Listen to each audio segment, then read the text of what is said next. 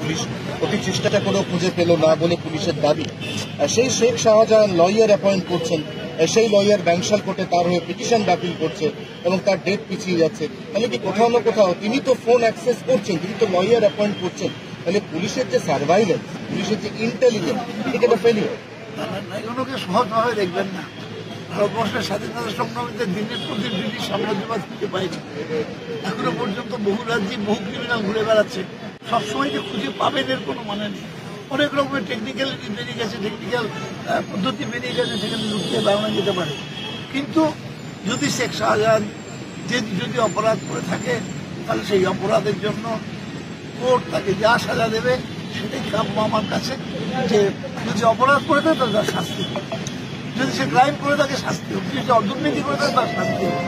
কোনো রকমভাবে ব্যক্তিগতভাবে আমি এবং আমার মনে করি আমার দলের নেত্রী মমতা বন্দ্যোপাধ্যায় এবং অভিষেক বন্দ্যোপাধ্যায় তারা কখনো ক্রাইমকে অথবা দুর্নীতিকে সাপোর্ট করেছেন এমন কোনো খবর আমার কাছে।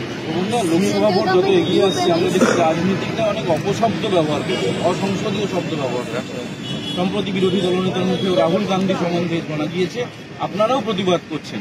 এটা আপনি একজন সিনিয়র পলিটিশিয়ান হিসেবে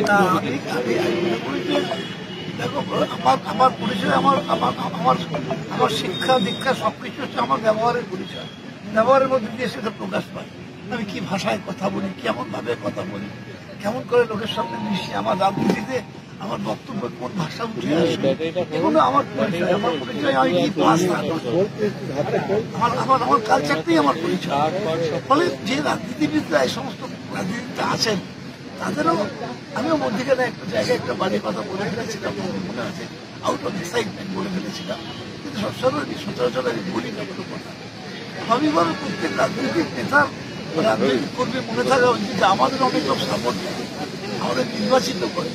সেই নির্বাচনের পর আমাদের মুখ থেকে যদি কোনো অসংখ্য ভাষা বেরিয়ে যায়, সেটা রিয়াকশন হয় মানুষের। যে মানুষটাকে আমি নির্বাচিত করেছি, তাহলে প্রত্যেকেরই উচিত ভেবে চিন্তে কথা বলা, তাতে তার সংস্কৃতির পরিচয় পাওয়া যায়, শিক্ষার পরিচয় পাওয়া যায়। আমাদের ভিডিও ভালো লাগলে লাইক এবং শেয়ার করুন।